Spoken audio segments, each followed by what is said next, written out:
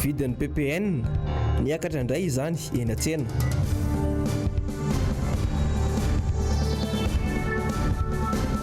Ary lettre marchand naneho ny heviny momba ny fiaraha-miasa amin'ny arabo.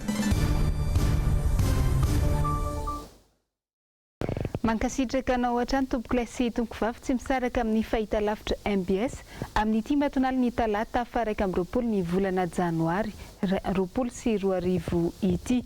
Tonga soto amin'ny fotoana ny vaovao manasanao ampanajanga anaraka izany hatramin'ny farany.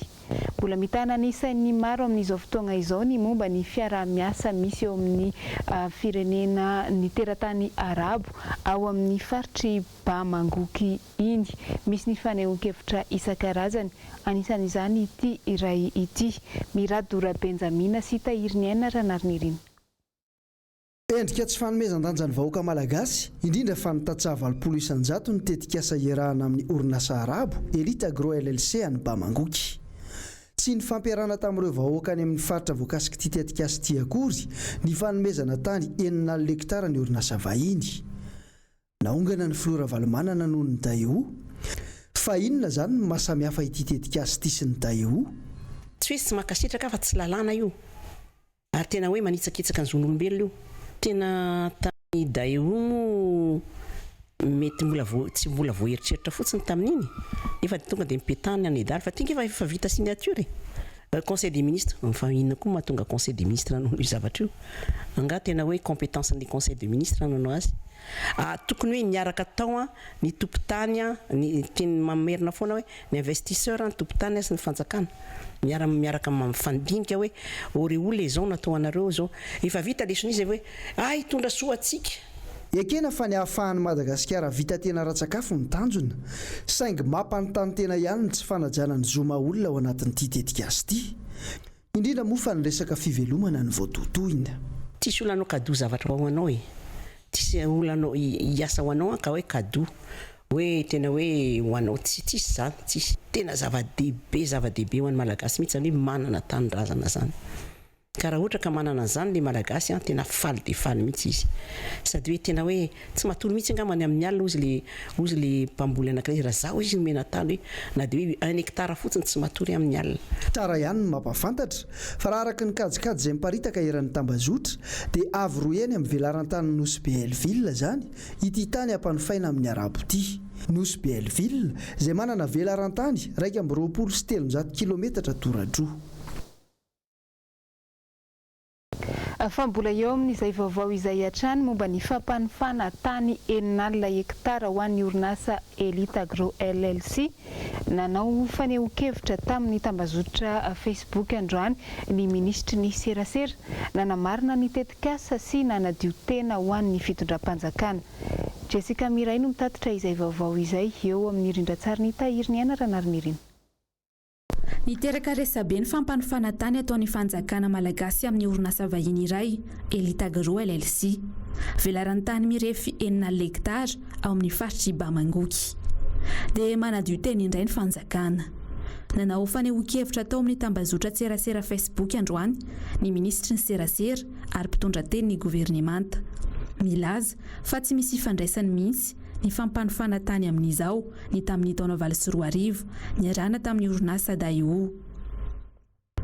Tsy misy fifanarahana mihitsy ho izy atao anatin'ity fanambarany ministeran'ny fambolena sy ny fiompiana ity fa ampanofaina na amidy ny tany. Dia omeny fanjakana malagasy ny vahiny amin'izao fotsiny ve izany ny tany, tsy misy takalony. Velaran-tany izay tsy ahivina fa mirefy 9 hektara be izao. Manazava ihany koa izy atao anatin'ity fanehoan-keviny ity fa noho tsy fahampiany fitaovana ahafahana manajary ny tany no iantsony ireo vahiny hanajary azy. No matimatesany ery anefa tamin'ny taona 2024 fa io velaran-tany omena ny Daeo io dia tokony omena ny tantsaha malagasy fa fitaovana no hanampiana azy. Aiza ho aiza ny fanatanterahana izany amin'izao. Antitranteriny ary amafisiny hatrany ihany koa fa tsy mitovy ny fifanarahana tamin'ny orinasa Daeo hatrany ity fifanarahana ity satria tsy afaka manondrana ny vokatra ilay orinasa fa miantoka manontolo ny tsena anatiny eto Madagasikara aloha. Dia mipetraka indray zany ny fanontaniana hoe inona indray zany no tombony ho an'ilay orinasa. Aiza no misy mpamatsy vola tsy hitady tombony ho azy zany. Ny fanambarany ministera ny fambolena sy ny fiompiana raha teo efa nilaza ary mazava fa omena ny fanjakana ny vokatra no misy ny ahondrana. Dia mbola mampametra-panontaniana amin'ny ity fifanarahana ity ihany koa ny hoe tamin'ny fomba ahoana no nisafidianana ny fanjakana malagasy ity orinasa vahiny ity. Dia manadio tena fatratra ny fanjakana, manazava fa tsy mitovy ny fifanarahana amin'ity orinasa ity sy ny orinasa daio. Iaraha mahita izao fa samy vahiny no anajarany tany, samy fanajariana ny tany amin'ny fambolena no atao, samy fanomezana asany malagasy izao ihany.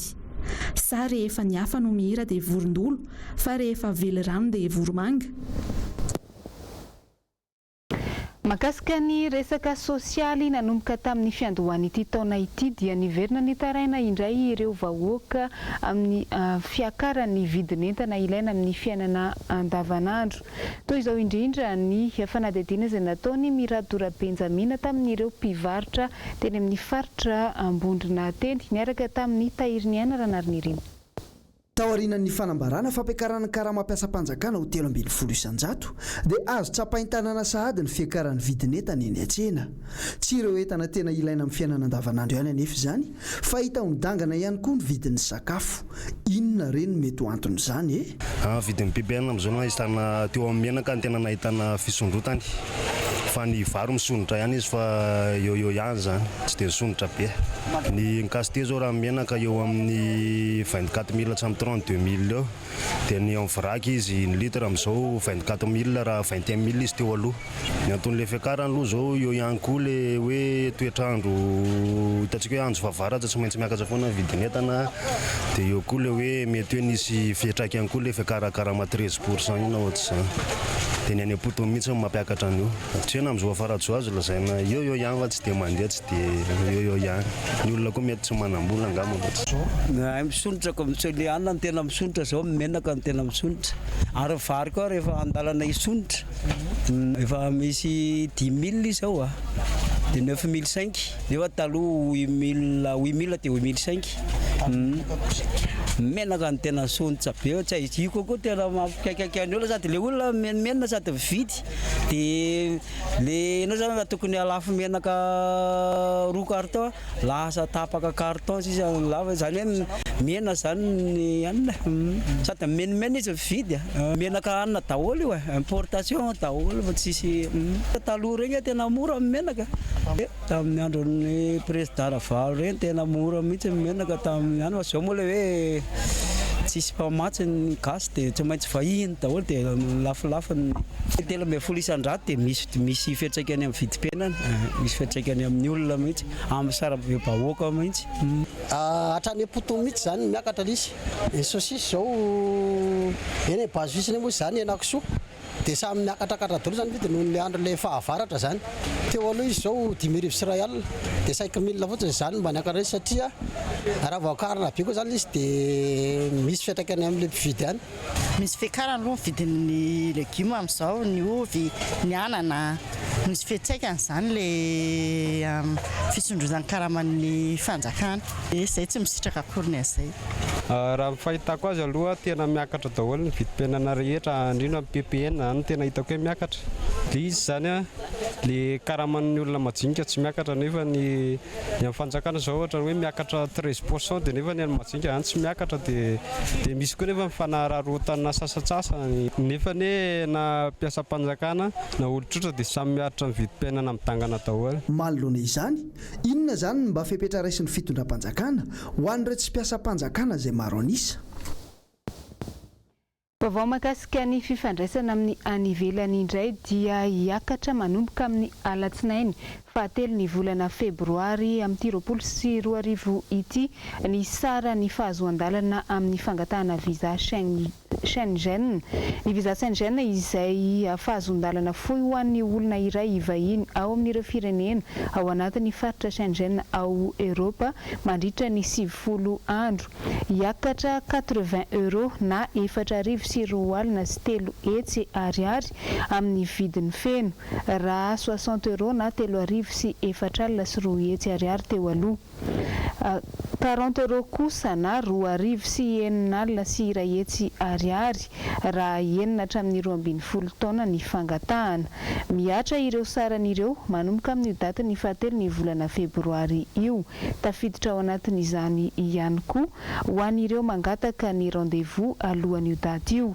Ny saran'ny fahazondalana hafa kosa dia tsy miova raha araka ny fampitam-baovao hatrany. Fahalafim-baovao hafa kosa indray dia mahazo vahana eto amin'ny firenena ankehitriny ny tsy fahamarinana. Vonona ny hijoro hiady amin'izany ny fiangonana protestanta FJKM satria io no isan'ny mampahantra ny Madagasikara. Nisongadina izany tao anatin'ny toriteny nandritra ny fitaom-pivavahana lehibe izay notanterahana tetsy Antsonjombe tamin'ny Alahady lasa teo. Ny andindin'izay ho arahantsika eo amin'ny rindran-tsary ny Tokra Marolahy. Tsy ao anatin'ny fandaharan'Andriamanitra ny ampahantra ny Malagasy manoloana ireo arena voajanahary marobe misy eto. Noho ny kolikoly sy ny tsy fahamarinana isan-karazany mahazo vahana nefa dia tsy misy afa-tsy sokajim-piarahamonina roa sisa no hita eto Madagasikara. Eo amin'ny avy 10 eny eo ihany amin'ny ankapobeny amin'ny firenena mandroso ny elanelana misy eo amin'ny manana sy ny tsy manana. Ny etsika ty Madagasikara mihoatra lavitra ny avy 10 eny. Raha misy mikarama mariary zany mahatra indrindra, mikarama 10 mahery ny tsara indrindra, mihoatra lavitra. Raha mbola tsy misy ny fizarana ara-drany ny harem-pirenena malagasy, satria mitongilana any amin'ny fianakaviana ray ihany ny 70 isan-jaton'ny harena. Raha mbola misy koa zany tsy fizarana ara-drany ny harem-pirenena zany, tsy angina ny fiangonana, fa samanondro izay fotsiny ny ratsy rehetra. Izany mampahantra azy. Programa n'Andriamanitra ny hoe ry malagasy io 5 tapitrisa ianao, ny 9 aminao dia ataoko mahantra velona daholo. Raha izany n'Andriamanitra dia tsisy, fa tsy Andriamanitra ny fiadanana izy. Iadina mafy ny fahazona toerana ambony ato amin'ny firenena ho an'ny sasany. Tsy hitondra vokatsoa ho an'ny mpiarabelona nefa no tena tanjona amin'izany, fa ny hitady vokatsoa ho an'ny tenany manokana. Fotom-pisainana tsy araka ny sitrapon'Andriamanitra no sady mambotra ny firenena.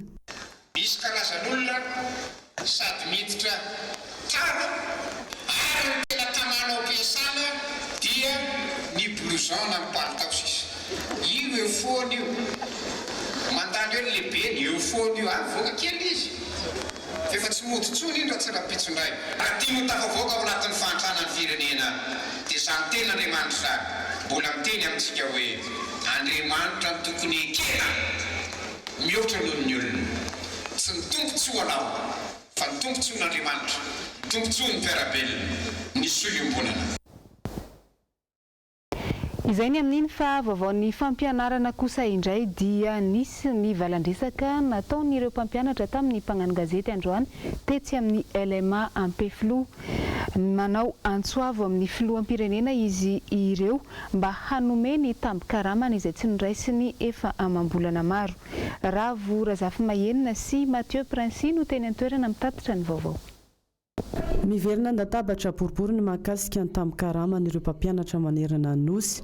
Antsoavo no ataon'izy ireo amin'ny tompon'andraikitra mba hitsinjo ny mpiasa aty ambany fa tsy ny mpitantana ambony ihany no mena betsaka. Tamin'ny 2018 nisy ny fitokonana 73 député tamin'izay dia nisy ny fampiarana izay nataon'ireo mpitarika teo amin'ny fanabeazana izay nakany amin'ny primature.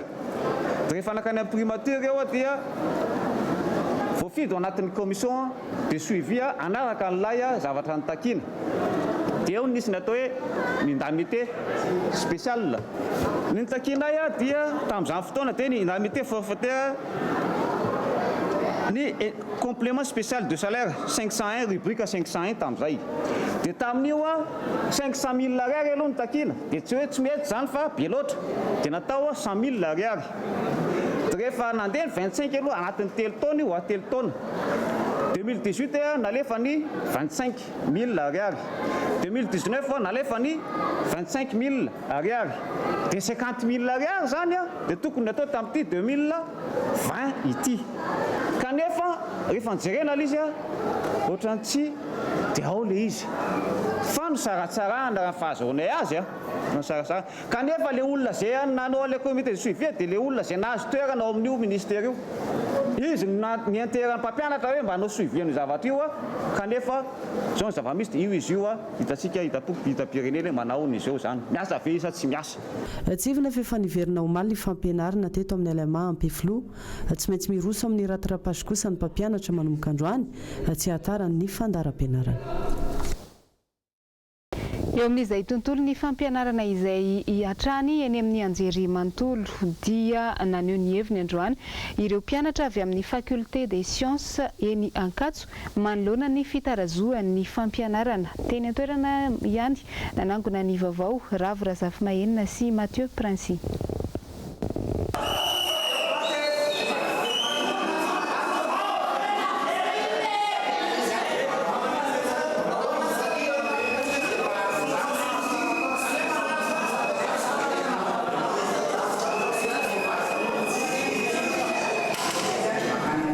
nazo alalana avy tamin'ny filohan'ny université aneo ny fitakiany ny mpianatra tato amin'ny faculté ny sciences androany misy ihany koa ny feo mandeha mahakasika ny sazy ho an'ireo namany ny tarika ny grevy amin'izay tsika miteny zao dia efa misy ny membre CSS sy membre ny administration ny université akoa sotoana mpianatra mifanao négociation atsy amin'ny birao andry zareo atsy noho ny famahana ny olana io fa ny androany aloha dia tsy hisy ny grevy fa amin'ny lakamisy zao avy zao raha tsisy mivala mafapo dia tsy maintsy hiavizesay satria ny androany tsy légal raha ny azonay tsara raha fahazonay miresaka atao dia tsy tonga tany amin'ny zareo ny taratasy izay manamarina fa mahazo migrevy zay ary koa tsy hiditra atao amin'ny enceinte ny université ny ireo hémorragie mipetraka any ny taratasy ka mbola tsisy ny valiteny mafapo dia tsy maintsy hetsika zay ary anao grève générale mihitsy tsy very le taratasy fa nijanona tao ary koa tsisy nanao sini nijanona tao amin'ny birao andry zareo tao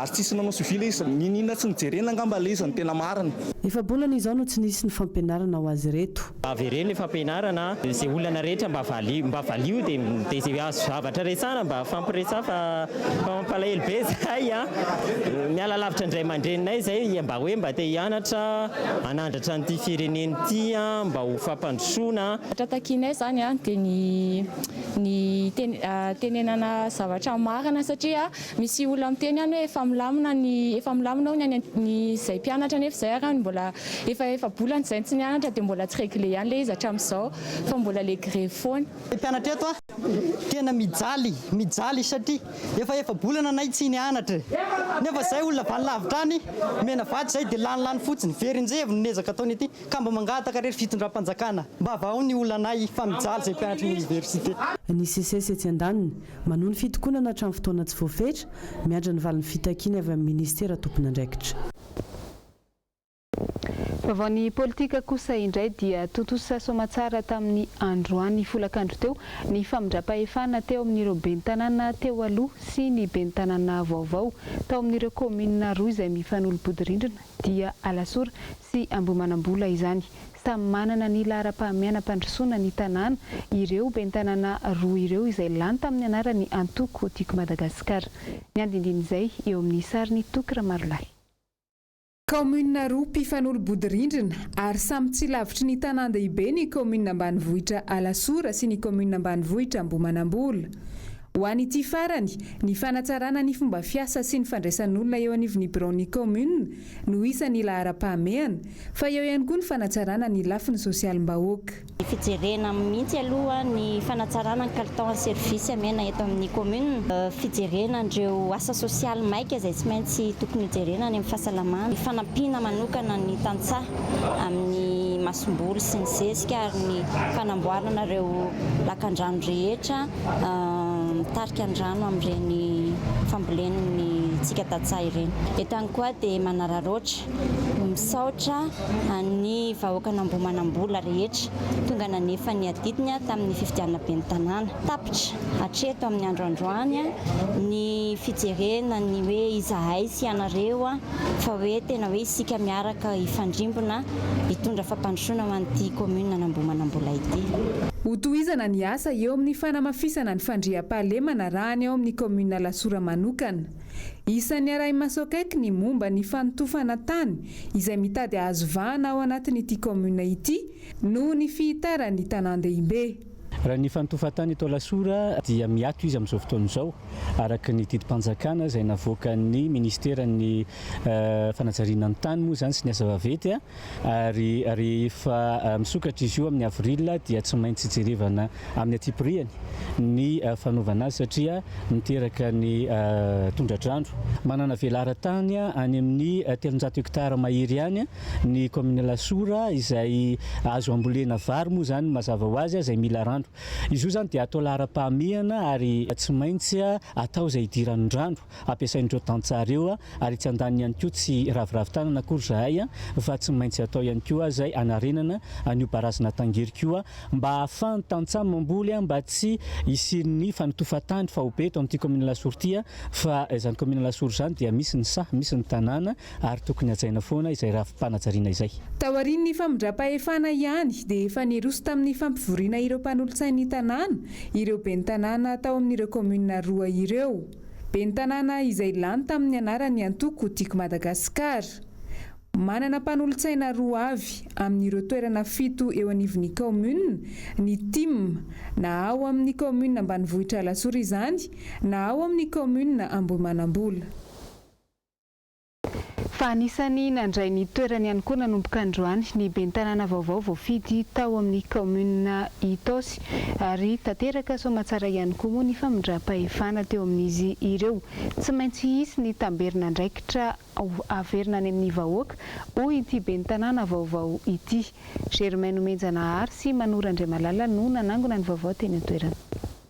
Ny tsy fandriam-pahalemana, ny sosialim-bahoaka santionany amin'ny adidy maika izay miandry ny ben'ny tanàna izay voafidy tao amin'ny commune Itosy. Tsara petraka ny paikady izay atrehana ho an'ny fampandrosoana. Saingy ny firaisan-kinan'ny poniny Itosy no tena fahombiazana irosona amin'izany. Fotoam-pivavahana no nentina nanokatra ny famindram-pahefana teo amin'ny ben'ny tanàna mpisolo-toerana sy ny ben'ny tanàna vaovao izay voafidy. Taorian'izay dia nilaza ny lahara-pahamehany sy ny tena maika ny ben'ny tanàna. Ho atsarainay kokoa ary izay fomba hoe famezana fahafaham-pon'ny olona izay zany amin'ny tolotra ety anivon'ny commune mba hiena dia hiena ny fotoana laniny izy ireo fa tsara nefany tolotra omena azy. Eo moa ny fanatsarana ihany koa ny resaka hoe fanazavana ny tanàna mba hiadiana amin'ny tsy fandriam-pahalemana. Reny tena zava-dehibe izay angatahana moa fiarah-miasa amin'ireo mpanolotsaina mba hoe afaka handrakotra fahazavana ny tanàna dia ny fampandrosoana ny tontolo ambanivohitra tena zava-dehibe izay satria any ny sakafon'ny olona, any ny fiveloman'ny olona, any ihany koa ny asa aman-draharaha izay mampiodina ny akabeazan'ny tokantrano izay eto anivon'ny commune Itosy. Tsara ny manamarika fa 4 alina no isan'ny mponina eny Itosy raha ny tarimarika izay voaray ary saika mivelona amin'ny fiompiana ny ankamarony. Tarigetra ho an'ny ben'ny tanàna atrany ny ampivoatra ny commune amin'ny alalan'ny fitantanana mangarahara. Vaovao manodidina ny toetrandro kosa indray vokatry ny ora mikija androany dia saika manerana ny Madagasikara mihitsy izany. Maro ny fikorontanana nateraky ora mikija io sy ny fanelingelenana ho an'ireo mponina manerana ny nosy. Panadidina tateriny Asin'Andriamalala sy Andry Rakotomalala. Noho ny fisian'ilay andro ratsy aray masokaiky ao amin'ny lakandranon'ny Mozambika no anton'izao andro ratsy saika manerana ny Madagasikara izao. Tsy mietsika firy ao amin'ny lakandrano Mozambika nefa ity tangoron-drahona ity ary ny tsiko antalio no manjaka any amin'ireo faritra mahazo rotsakorana amin'izao fotoana izao. Ka toy izao ny filazana loza, filazana miloko mena ho an'ny faritry Melaky, Boeny, betsiboka, analalava, antsohy, mampikony ary borziny. Filazana amin'ny loko mavo kosa ho ananalamanga, bongolava, itasy, aloatra mangoro, mandry tsara, be fandrina varatra, be alalana, ambanja ary nosy be. Mbola itoy ao anatin'ny andro vitsy ho avy ity rotsakorana ity, araka ny vaovao nomeny sampana mpamantatra ny mety ho tetry ny andro. Niteraka fikorontanana sahady eo amin'ny andavanandrom-piainan'ny olona ity andro ratsy ity, satria tany mahajanga dia tsy nianatra avokoa ny mpianatra, ary ireo zotra miazo ny mahajanga dia nofoanana toy ny fepetra izay noraisiny teo anivon'ny kotisy. Mampitaraina ny maro ny faratsian'ny lalana eny an-tapon'ny Tosy amin'izao fotoana izao, ny fanamboaran-dalana eny amin'ny toerana iny izay andraikitra ifampizarana ny fitondram-panjakana sy ny commune. Nisy ny fanadihadiana izay nataony Germain Menjanahary teny an-toerana niaraka tamin'ny Manora Andriamalala. Tahaka izao hitantsika izao ny lalana avy eo an-tapon'ny Tosy. Mitsaikontsaiko avokoa ireo fiara izay mandalo eto, ary tsy vitsy ireo fiara no mitondra faisana amin'ny fahasimbana noho izao. Raha ny fanadihadiana dia misy ihany ny fandraisana tanana izay natao commune azy ity teo aloha, saingy dia miverina ao anatin'ny fahampotehana tanteraka izao indray. Io zany fiangaviana hoe mba tokony hisy fijerena satria ny tena moa eto mahita isan'andro misy hôpitaly atsy ambany azy, mahita ny ambulance miakatra dia tena mandeha à 5 km/h io ambulance io miakatra sy midy dia mampalahelo hoe mba tokony ho jerena ihany ny anamboarana an'izy io fa mampalahelo le marary zany. Anisan'ny tena mba tokony azo arina manokana ity lalana ity satria misy hôpitaly lehibe io fa tsy hôpitaly madinika kely ka hoe dia ndray mandeha sao misy mitondra marary mafy dia ilo tapitry ny an'ilay olona amin'ity lalana ity. Teraka zany moa dia manjary teraka an-dalana ilay olona amin'ilay faratsian'ilay lalana, ka ilay lalana zany tokony mba jerevan'ilay fahefana mahefa sy ny commune zany. Ohatran'ny hoe commune saika anao an'izy ity nefa ny hatramin'izao mbola tsisy fiovana mihitsy dia tena mijaly izay ity Tosy. Tamin'ny voanandio zany izy ity tokony efa nikarakaraina nefa nandrasana efa lavaka be ohatran'io izay vao tsisy mpijery hatramin'izao e. Toeram-pitsaboana lehibe eny Tosy no sady isan'ny be mpandeha indrindra no mandalo eny amin'ity toerana ity. Ahina tanteraka arak'izany ny sy ny fitokana monina raha mitoy ny fampotehana tahaka izao. Goavana dia goavana tokoa ny fahasimbana izay tsy ho vitan'ny commune fa ratsy, tena ratsy dia ratsy zany lalana zany. Anao izay ho vitany zahay commune mifanolobody rindrina aty fa tsy maintsy miantso vonjy amin'ny tompona andraikitra mpanjakana. Anao an'izany lalana route régionale mankaty tapon'ny Tosy mamonjy ny hôpitaly lehibe ao Tosy sy ny Atsiabe Enjy ihany koa mamonjy any Andohatanjona. Lafim-baovao hafa kosa indray momba ny fanakonana an'ilay soratra lehibe eo amin'ny toby fiantsonana etsy Ambohy Manambola dia nisy ny faneho-kevitra nataony loholona iray avy amin'ny antoko HVM nambarany fa anisan'ny mahonena sy mampalahelo ity fietsika izay niseho ity. Asin'Andriamalala sy Andry Rakotomalala. Mahagaga ity fihetsiky ny fanjakana amin'ny nanakonana ny anaran'ny garotière etsy Ambohy Manambola ity. Gara fisandratana izay no anaran'ity tobi-piantsonana nataon'ny filoha teo aloha Rajonaly Mampianina ity. Fa nahinana notakomana nefa amin'izao fotoana izao io soratra io izay tsy fantatra mazava ny anton'izao. Ka mampalahelo le izy zany raha izany no zavatra mipetraka ary tsy ray raisiko ohatra. Misy ny vato fototra efa napetraky ny fitondrana teo taloha fanombohana asa dia tsy manan-kery zany fa mametraka vato fototra vaovao indray ny fitondram-panjakana dia aiza ho aiza zany le azontsika lazaina hoe le continuité de l'état amin'izany. Indrindra fa zany hoe écriteau zavatra efa vita soratra, ao ny anaran'ilay filoham-pirenena nanao an'ilay asa, ao ihany koa ny anaran'ny programme asa ny filoham-pirenena. Dia tsy mety ve zany raha tsy takonana iny dia ho aiza zany nitondratsika an'ilay firenena raha izany no zavatra misy. Mbola tiako ihany koa manamarina fa raha isika ohatra ny Ravinala aéroport amin'izao fotoana izao izay henonay fanaovana antson'izay dia hoe révisena indray hono ny cahier de charge sy ny karazana satria ny resahana ilay olona mba tsy lazana zavatra be dia be eto ny asa efa eo am-panantanterana ny pitsopitsony angamba amina finition am'izao a zay azo isika lazaina fa efa presque 85-90% dia mbola ho révisena indray ny contrat amin'io entreprise io dia mba azo sokeritrretina ve zany a tandalàna marina sady démocrate marina ve tsika no ametraka ny zavatra ohatran'izany. Arak'izany dia mbola fitohizan'ny asa efa nataon'ny fitondrana teo aloha no mbola tohizan'ny fanjakana amin'izao fotoana izao ka tsy tokony menatra anafina izany ny fitondrana amin'izao fotoana izao. Ny vaovao eo amin'ny lafiny iraisam-pirenena kosa indray namoaka horonan-tsary ny Amerikanina fa any Iran ilay misila ny tifitra ilay fiaramanidina Boeing 737 nafatesana olona anjatony ary tany Australie kosa dia tsy afabela amin'ny loza voajanahary ity firenena ity satria dia nitsangana loza indray tany antoerana tamin'ny omaly. Asin'Andriamalala sy Andrakoto Malala no mamintana amintsika izay vaovao izay. Tsy mbola mikombona akory ny ratra ho an'ireo Australiana noho ny famaizan'ny ala aman'arivony hektara dia nitrangana loza ara-boajanahary indray omaly.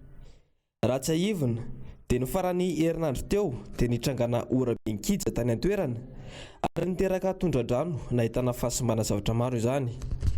Omaly indray dia nisy ny tafio-drivotra toy ny tadio nandrava ny tanàna izay niteraka fahasimbana ihany koa. Taorian'izay dia avo be indray ny orana narahina afandrabe. Any Iran kosa dia fantatra tamin'ny alalan'ny vokam-panadihadiana savaranando fa misila robe izao no nitifitra tsinay ilay Boeing 737 any Iran izay nafatesana. Raha tsy aivina dia efa niaiky ry zareo iranianina fa tsinay no nalasa ireo misila ireo izay niteraka fahatezerana ho an'ny vahoaka iranianina. Ny Amerikana ihany koa dia namoaka rakitsary mirakitra horonan-tsary izay manampirofo fa zareo iraniana ihany no tompon'ireo misilina roa nitifitra ilay Boeing 737.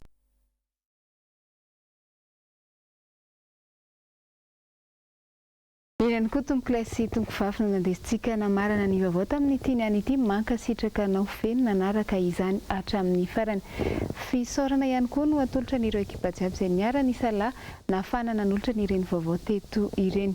Mametraka ny veloma samy tsara ho amintsika jiaby ny tenako amin'ny manaraka koa. Veloma tompoko.